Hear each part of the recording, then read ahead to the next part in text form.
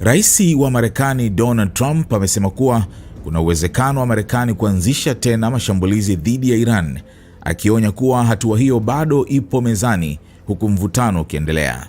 Akizungumza na waandishi wa habari huko West Palm Beach, Florida, Trump hakutaja moja kwa moja ni nini kinaweza kusababisha hatua hiyo, lakini alidokeza kuwa tabia ya Iran ndiyo itakayoamua mwelekeo wa mambo.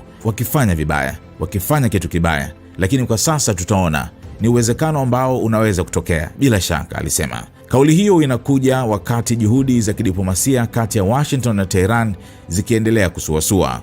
Trump pia alifichua kuwa anatarajiwa kupitia pendekezo jipya la usitishaji mapigano kutoka Iran, lakini alionekana kutoamini mafanikio yake. Kupitia mtandao wake wa Truth Social, aliandika kuwa siwezi kufikiria litakubalika kwa sababu bado hawajalipa gharama kubwa ya kile walichofanya kwa binadamu na dunia kwa miaka 47 iliyopita.